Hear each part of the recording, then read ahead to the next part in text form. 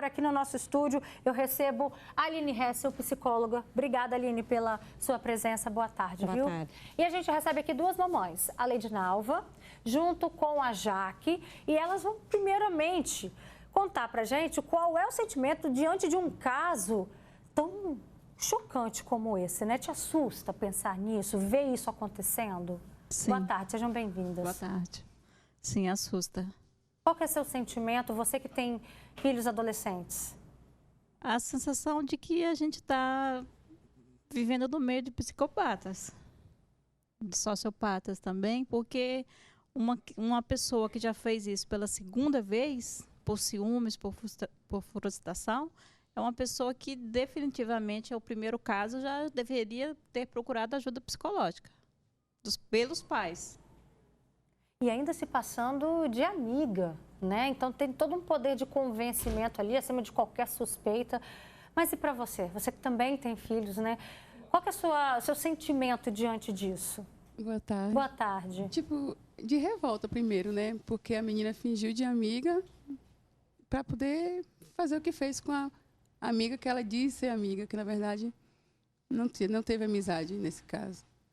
A amizade dela para matar a outra. É chocante, é inacreditável, né? Com certeza. Aline Hessel, vamos lá. Esse sentimento de inveja, sentimento de ciúmes, alguma frustração diante de alguma coisa que aconteceu na vida, todos nós já sentimos, né? Na vida, no dia a dia, em alguma fase talvez mais. Só que qual o impacto disso na cabeça de um adolescente que ainda está em formação? E também como que a gente, enquanto pai e mãe, como é que a gente identifica que os nossos filhos estão passando por esse sentimento também? Roberta, é desafiador trazer uma resposta objetiva, mas assim, claro que na adolescência é muito comum sentimentos de intensidade, né? Então, quando o adolescente está triste, porque, sei lá, tirou uma nota ruim, é o fim do mundo. Muitas vezes a gente escuta o adolescente até mesmo trazer falas como, não quero mais viver, não tem mais sentido a minha vida, seja por términos de namoro, provas que não foram bens. A gente vê que situações que aos nossos olhos, como adultos, não tem tanta importância, mas os adolescentes vivenciam isso com uma intensidade muito grande. E isso é real no funcionamento do cérebro deles. Então, sim, é muito intenso, sim, é o fim da vida deles, o fim de um relacionamento. Eles não vêm com tanta simplicidade como nós adultos já vemos. Então, é importante ter esse olhar. Não que justifique um ato como esse.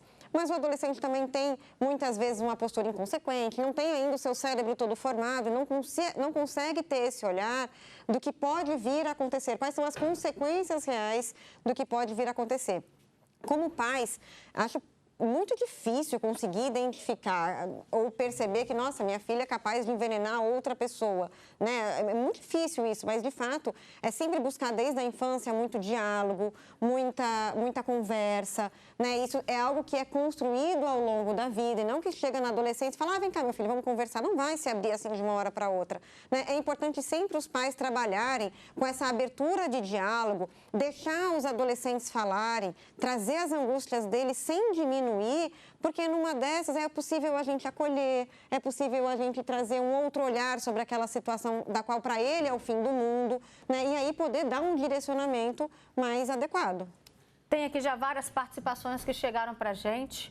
Vamos abrir espaço, então, para ler o seu comentário. O Cristiano de Jardim Botânico está aqui revoltado. Ele disse, nossa, acabei de assistir a reportagem da adolescente. O que é mais revoltante é que isso não vai dar em nada, porque ela é menor. Tem outro comentário. Oi, boa tarde. Uma vez minha filha sofreu isso. A menina derrubou minha filha da escada e ela quase morreu. E nessa escola que ela está hoje, uma menina, uma outra, né, adolescente, deu uma cocada para ela e ela ficou a noite toda vomitando. A mãe começa, né, a ter dúvidas do que está acontecendo em relação a essa amizade. Então, acaba levantando suspeitas. Tem outro comentário. Boa tarde, Alberta. A inveja é desde o começo do mundo. Lamentável, é muito triste. Boa tarde, outro comentário, né? Boa tarde a todos, sempre orientei, né, meus filhos sobre isso. Namoradas, não, existe uma mulher só no mundo. Não deu certo, sabe esperar o momento certo. Enfim, porque a gente está vendo que vários são os motivos que podem desencadear, né, esses sentimentos de ciúmes, de frustração, de pessoas que não sabem lidar com essa realidade, Aline? Sim, ainda mais hoje com o tempo das redes sociais. Né? A expressão, né? A grama do vizinho parece mais verde, né? É um sentimento comum a todos, é algo muito antigo de fato, mas as redes sociais, eu acredito hoje, potencializaram muito esse sentimento de desejar ser alguém de destaque, desejar ser alguém com muitos seguidores. E a ideia, muitas vezes, da perda dessa adoração, digamos assim, pode trazer uma série de sofrimentos natural, ciúmes, até mesmo a própria inveja, são sentimentos naturais. O que não é natural é, a partir desse sentimento, a adolescente passar a essa ação que ela teve, onde colocou a vida de outras duas em risco, ou até mesmo levando a outra em risco. Então, o sentimento aí não é a questão. É o que a gente faz com esse sentimento. E essa menina, ela não tinha recursos, ela não sabia outra alternativa para fazer, para lidar com esses sentimentos de frustração, de inveja, de ciúmes. E aí, a partir disso, ela tomou uma atitude completamente extrema. Mas e aí? Como é que a gente percebe que os nossos filhos estão, de certa forma, né, com esse sentimento, que isso está crescendo, que isso está em escala? E como que a gente, principalmente, faz para intervir, orienta, conversa de que forma? Vamos ver aqui com as mães se elas já passaram por alguma situação. Já teve algum momento em que vocês precisaram conversar com os filhos por conta disso? Sim, desde criança eu sempre orientei a minha filha a não comer nada que vem de outras pessoas. Sempre. Isso já é uma regra na sua casa? É. Não aceita comida de ninguém? De ninguém. Se a vizinha bater lá na porta... Não aceita. Agradece? Agradece, recebe, agradece educadamente, mas não come. Isso é para prevenir atitudes maldosas. Mas Sim. Em relação a esse sentimento que pode vir a acontecer também com a sua filha, o sentimento de uma inveja, de uma frustração, de um ciúmes. Você conversa sobre esse assunto com ela? Eu sempre conversei muito com a minha filha desde pequena, porque somos só nós duas. Então, assim, eu sempre conversei, expliquei muito as coisas sempre para ela, né? Sempre conversei. Não é que eu sou uma mãe perfeita, mas assim, eu eduquei ela para ela ser uma menina boa. Tipo, vamos pensar aqui numa situação comum, no dia a dia das crianças na escola. Sempre tem uma amiguinha mais bonita na sala de aula. Sim. E aí? Ah, minha amiguinha tem o cabelo assim. Ah, minha amiguinha tem tal tênis. Ah, minha amiguinha, meu amiguinho tem tal item. Como é que vocês fazem para tentar equilibrar, né, de alguma maneira, um sentimento mais proporcional para a idade deles, né, de que isso é normal, sentir isso? Você já teve essa conversa com os seus filhos? A minha filha, ela tem 12 anos, acabou de fazer 13. Então, é o momento que eu vou começar a poder viver essa fase com ela. Mas a minha filha, graças a Deus, ela é uma menina muito ajuizada. Por ela ter 12 anos, acabou de fazer 13, mas ela já tem uma mente de menina de 18 anos. Igual a minha colega aqui, eu vivo com ela desde quando ela nasceu, eu e ela e meu outro filho de 7 anos, que eu tenho um menino de 7 anos, então somos só nós 3. Sempre tenho uma ótima relação com eles dois, converso bastante, tento explicar o máximo que eu consigo para ela que a vida não é do jeito que eles acham, que é um conto de fadas, que eles têm 12 anos, 13 anos, acham que a vida é um conto de fadas. Tento explicar para ela e, tipo, nunca tive esse receio dela de, mãe, eu não posso fazer isso, meus amigos têm isso. Não, ela sempre compreende, a gente dá aquilo que a gente consegue dar naquele momento. Então, comigo, graças a Deus, é super tranquila a minha relação com ela. Como é que a gente lida com esse assunto, Aline? Porque essas situações são comuns, né? Ah, minha amiguinha ganhou um tênis, mãe, eu também queria tal tênis da moda e não tem. E aí? Né? Minha amiguinha, meu amiguinho tem tal objeto, ou então o fulaninho é o mais bonito da turma. Porque são nessas situações que a gente pode começar a identificar como que os nossos filhos se comportam? Exatamente nessas situações. Muitas vezes a gente vê quando a gente fala com pais, né? Porque tem que ensinar a falar não, tem que ensinar... e acaba muitas vezes os pais muito exigentes ou muito rígidos. Não, vamos criar situações para frustrar. Não precisa criar situações para os filhos. Use as situações da vida, do cotidiano, que já vão ser frustrações naturais da vida, né? Então, é comum a criança chegar em casa, ou o jovem chegar em casa, fulaninha está com uma mochila tal, que é muito mais legal. Poxa, a sua é essa, ela é ótima e é o que a gente pode ter. E até então é normal isso? Sim, fazer esse tipo de comentário? O comparar, apesar de todo mundo falar, comparar não pode, não. Comparar, gente, é uma coisa super natural. A gente quer entender se a gente está dentro daquilo que nos pertence. A gente quer pertencer a um grupo. E a comparação faz parte disso. Então, poxa, eu vejo você com uma roupa bonita, eu também penso, nossa, como eu gostaria de ter essa roupa, que roupa bonita. Mas ou eu não posso ter naquele momento, ou eu abro mão de ter aquilo para ter outras coisas. Então, ao longo da vida da criança, a gente vai ensinando isso e não tendo medo das frustrações que podem vir a acontecer. Nossa, mãe, eu quero ir para a Disney. Nossa, filha, eu também adoraria, mas eu não posso, eu não tenho condições financeiras de proporcionar isso para você. Ela vai chorar, ela vai ficar triste, seja por esse motivo ou por qualquer outro. O tênis que ela quer, o docinho que ela quer passando na rua. Se você não tem condições ou não estava no seu planejamento, não posso dar.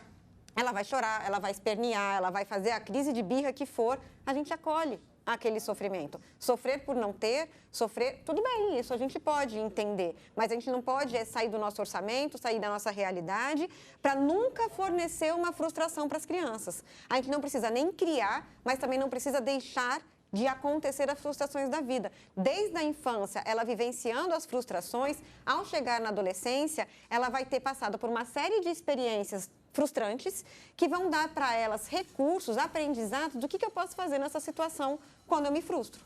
Tem muitos comentários chegando. Vamos voltar aqui então para o nosso WhatsApp. A Clara Ribeiro está lá no nosso Facebook interagindo com a gente. Beijo para você, Clara. Ela diz: a inveja vem de pessoas amarguradas, sem vida própria, querer ser o outro. Tem tantos casos, né, na Bíblia, fica o alerta, ela está aqui falando. Tem gente falando também: boa tarde, é muito complicado lidar com essa situação, eu tenho sobrinhos e filha, faço questão de deixar alguns assuntos bem claros. Falo para eles que eles têm inveja até da roupa que vestem por causa da inveja. Até se for bonita a roupa que vestem é motivo de inveja. Outro comentário da Alessandra Martins, que chegou aqui pra gente, dizendo: eu sempre oriento as minhas filhas sobre essas situações, até mesmo sobre ganhar coisas, né, essas coisas de comer, que é o comentário também aqui da Jaque. Tem gente dizendo: boa tarde, Alberta, isso aconteceu aqui em casa. A menina fez um arroz e minha filha vomitou demais, eu tive até que sair mais cedo do trabalho. Vai levantando algumas suspeitas, né? Outro comentário: boa tarde, Alberto, uma coisa eu sempre ensinei meus filhos, não aceitar nada de outras pessoas. A gente tem visto também muitos casos, né? Antes era coisa de filme, agora não, muitos casos de envenenamento. Outro comentário: boa tarde, essa nova geração de adolescentes está bem complicada, não aceitam um não. Eu tenho uma irmã de 13 anos e todo dia uma história de problema, ou que ela não gosta na escola. No dia desses eu até falei, a solução então é a gente te tirar da escola. É sobre isso, é a gente enxergar que os nossos filhos, os nossos adolescentes podem ser tanto uma possível vítima de uma inveja, de um sentimento ruim, quanto também podem terem essa voz mais ativa e externar esse sentimento de uma outra maneira, que não é saudável. Agora, Aline, do que a gente estava falando, até então era tudo relacionado à frustração material, né? E quando isso se trata, nessa fase da adolescência, de ser algo que envolve o sentimento? A gente está falando de repente, uma primeira paixão, um primeiro amor. Isso pode ser perigoso? Olha, a adolescência, ela abre uma portinha para riscos de desenvolvimento de algumas doenças mentais. É uma fase crítica, é uma fase sensível, é uma fase delicada. Mas é uma fase que, por si só, ela não é necessariamente problemática. Existe todo um antes e um ambiente que envolve essa adolescência. Então, as gerações anteriores não davam tanta importância a isso, seja por falta de informação, por outras prioridades, né? Mas hoje a gente tem visto a importância que é, desde a primeira infância, a gente conversar sobre sentimentos, entender sobre os sentimentos, entender os limites das nossas emoções e o que a gente pode fazer com esses sentimentos, né? Então, é uma construção, Roberta, que a gente vai fazer desde a infância. Então, conversem com seus filhos. Vamos supor que você não conseguiu construir isso, e agora você está com um adolescente dentro de casa, fechado, isolado, buscar estratégias, regras, combinados, para oportunizar esse diálogo, trazendo, por exemplo, nossa, vocês viram a matéria daquela menina que aconteceu? Vocês já pensaram como é que é o sentimento de vocês quando vocês terminam um namoro? Porque sim, para um adolescente terminar um namoro, quem aqui não foi adolescente? Parece que é o fim do mundo, né? É o fim do mundo, era o único namorado que iria ter na vida, isso uma criança, um jovem de 13, 14, 15 anos, né? Então, validar essa emoção. Validar esse sofrimento. Isso não é o problema. As pessoas confundem, Roberta, entre ensinar a frustração e não validar o sentimento. Então, se a menina, se o menino está triste, está arrasado, acolha. Acolha, vai lá, dê um abraço, dê um apoio e mostre como que ele pode lidar com aquele sentimento e que é natural ter aquele sentimento. Vai ficar triste mesmo e provavelmente vai ficar triste outras vezes na vida. E como que a gente pode lidar com isso? Como é que você fez, Jaque, em alguma situação, por exemplo, qual foi sua postura diante de identificar que algum dos seus filhos estivesse vivendo um desses sentimentos? A minha filha no pré, né, na primeira série, ela tinha duas colegas que faziam aniversário e não chamavam ela, e chegavam contava, eu falava assim, minha filha, você tem que ver que essas meninas não são suas amigas de verdade. Se elas fossem, elas convidavam você. Então, você tem que aprender a lidar com isso, saber quem é seu amiguinho, sua amiguinha, quem sempre está do seu lado. E, geralmente, mãe identifica isso, né? Sim, sim. Eu nunca vivi, até agora, graças a Deus, nunca vivi isso aí não, mas na sua adolescência, por exemplo, você já viveu alguma situação da mãe virar e falar assim, olha, eu tô achando que fulana não é sua amiga, você abre o olho, porque pode ter ali algum sentimento, por exemplo, de inveja, né? Você se recorda? Eu nunca tive amizades, muitas amigas não, era eu, minha irmã, minha única irmã, né, e meus dois irmãos, não tive amizades, nem na escola, nunca fui de fazer muita amizade, sempre fui só mesmo, então... Essa parte ainda não vivi. E você está preparada para viver isso com a sua filha de 12 anos? Preparada que eu quero dizer assim, porque pode acontecer. Amigas falsas, até que ponto elas podem ir ou agir, sabe Deus, né? A gente precisa estar sempre orientando. Sim, a gente preparada, a gente nunca está. Mas eu tento falar com a minha filha, não ir muito por amizades, não focar que amigos, que eles dizem que amigos, na verdade, a gente não tem amigos. Hoje, no mundo que a gente vive, a gente não tem amigos. Falando, amizade é colega de trabalho, falo com ela que amigos ela tem que ter, a família dela, Deus em primeiro lugar. Aí ela compreende, tipo, às vezes ela fica, mãe, mas são meus colegas de escola. Aí eu falo com ela, você tem que colocar na sua cabeça que são colegas de escola, amigos mesmo a gente não tem. Está cada vez mais difícil, né, confiar no outro, essa é a verdade. Obrigada, Aline Hessel, pela sua participação com a gente, uma boa tarde. Boa tarde. Muito obrigada também pela presença de vocês. Dá um beijo nas crianças, tá bom? Obrigada.